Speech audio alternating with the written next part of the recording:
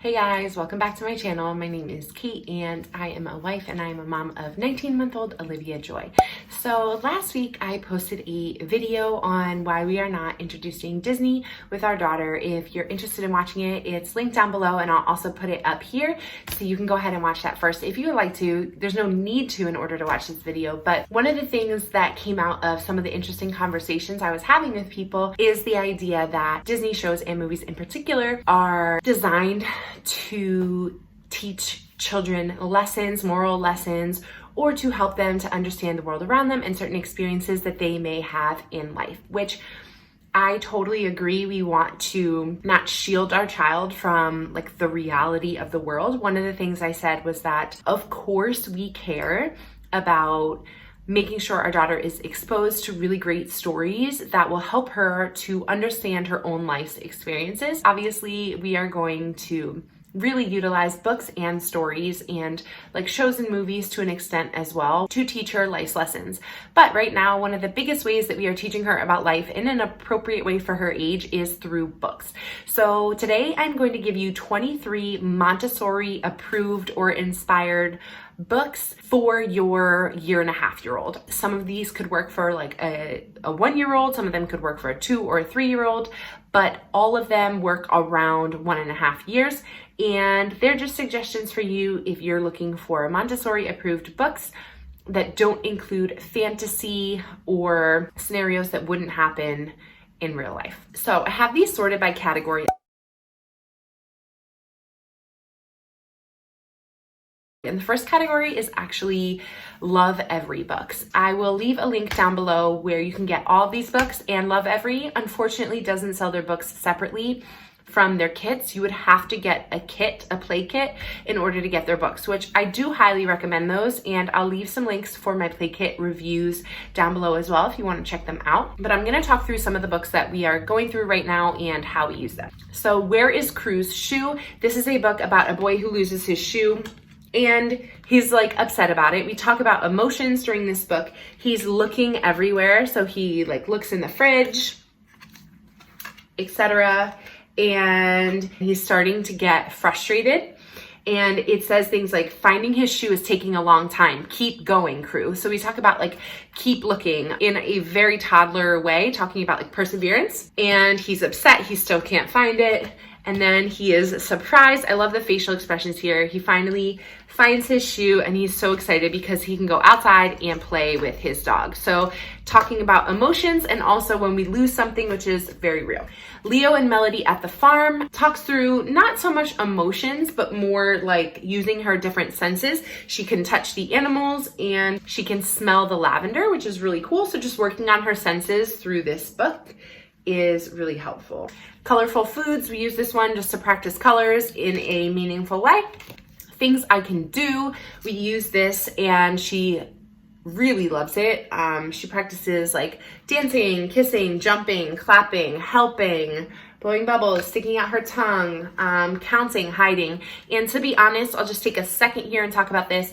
Because of this book and the fact that we would read it and then do it, she has now taken that concept to almost every single book that we read. Like this morning, what were we reading? We were reading Bedtime for Zoe, and she opened it to the first page and she asked for me to read it. We don't have a sign for read, even though I should teach her one. So she just said like again, like read it to me again.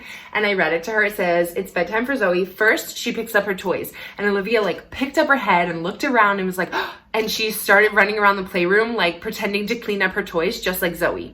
Part of the reason why she does that as well is because I make an effort to make these books relate to her real life. So whenever I'm giving her a bath and I have to wash her hair, which she doesn't like, we talk about, I'm gonna wash your hair just like Zoe gets her hair washed. And Zoe's getting her hair washed in this book, and then it gets in her eyes and she doesn't like that feeling. So we talk about this before the bath. We talk about it after sometimes. We talk about it during the bath.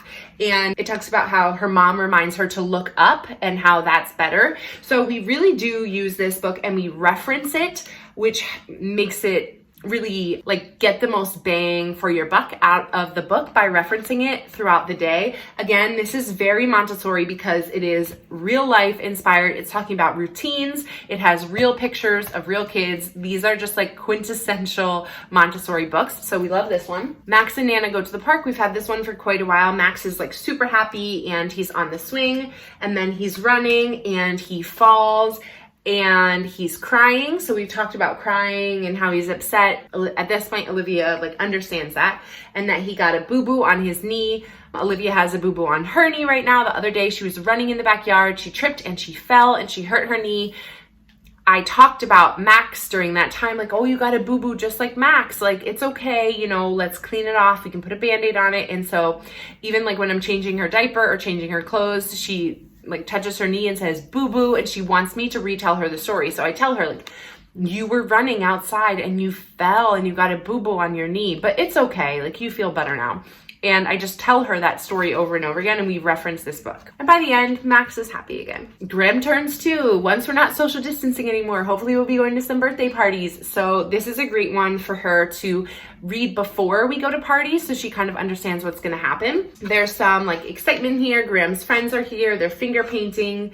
They're singing happy birthday. And then at one point, someone knocks over the milk and Graham gets really sad. I will say Olivia tends to gravitate more towards the pages where a character is like showing emotion, and she really wants me to continue to like read that page to her over and over again, or talk about that page to her. She's very interested in the fact that like Graham is crying, and then we talk about how like it's okay, spills happen and we can all help clean up. So that's sort of like the resolution to his crying, and then everyone is happy when he gets presents at the end. So Graham turns 2. And the last one, which I will definitely be using before we go to the doctor the next time, Bea gets a checkup. Olivia does not like the doctors. The last time we were there, she just doesn't even like them touching her, like taking her temperature on her forehead. She doesn't like.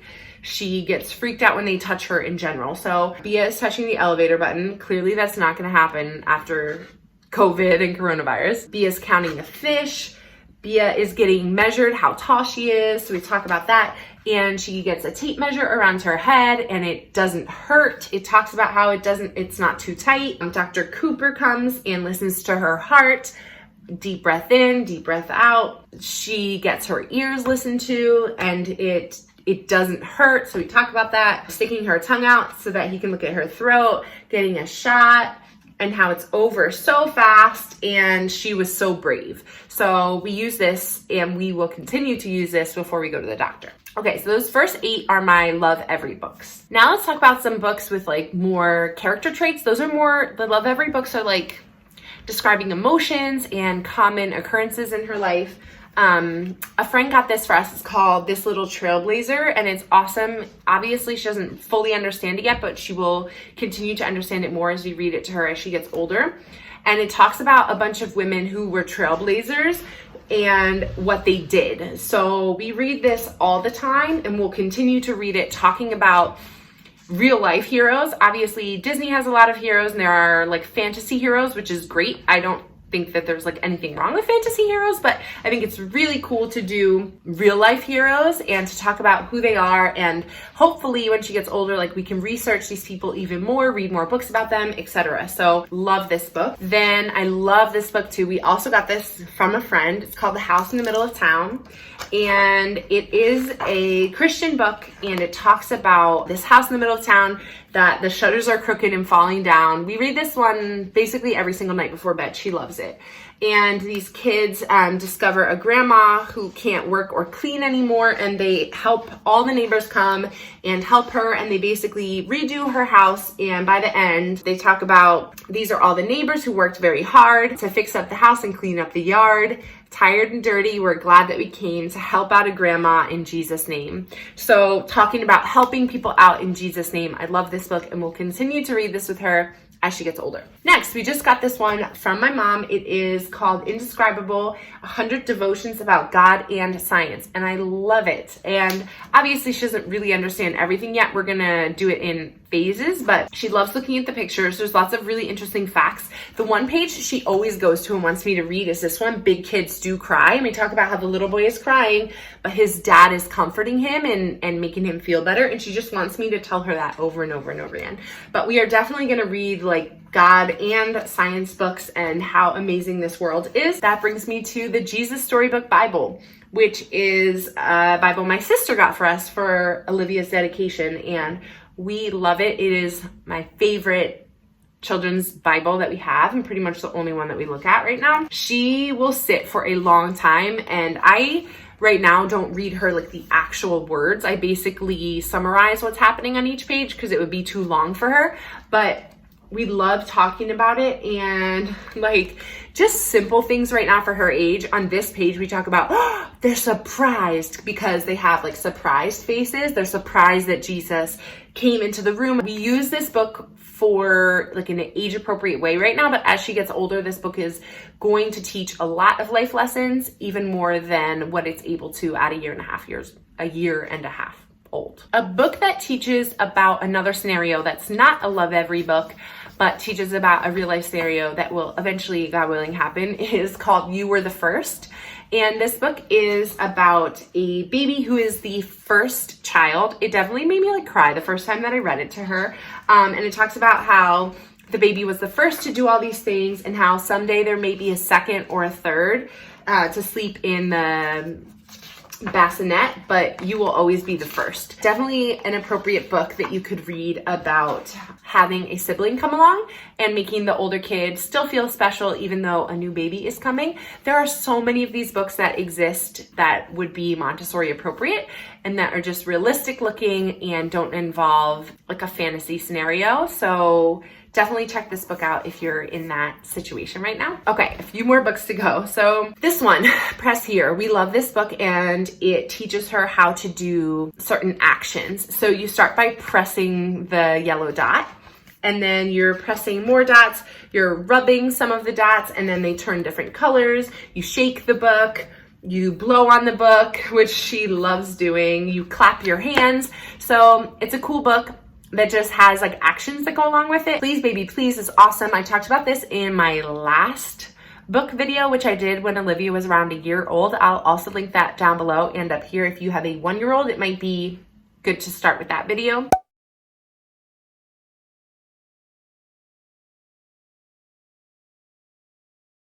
Okay, so the next book is We're Going on a Bear Hunt, and it's not that realistic, but the family goes on a bear hunt and there's lots of emotions that come along with it. And then like the bear comes and the dog is afraid and they like quickly rush back home and they forget to shut the door, and then they jump in bed and say, we're not going on a bear hunt again. So it's like kind of realistic, and it has a few like emotions that could really exist in real life. So we do put this one into the rotation. The next book is called Bath Time, Math Time, and we introduce math concepts not only just through play, but through this book as well. This was also a gift to me and we love it. She does sort of understand like the plot right now, but it will be more understandable obviously in a few months when she understands numbers even more. Her favorite part is just this part. How many splashes do you see? Ah, she loves that part and she loves just saying ah. So we keep this book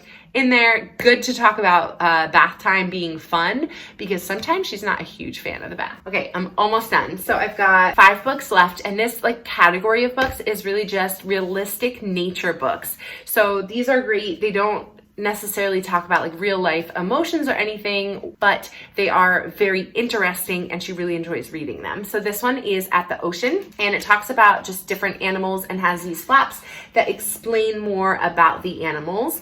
So she really enjoys looking at all of the scenes in this book. They're very real looking, even though they're drawn. Oh, she's recently gotten more into this book, Curious Critters, and it's actual pictures of some very interesting critters. This is kind of gross, but we saw a possum on our deck the other week. Maybe I'll insert the video.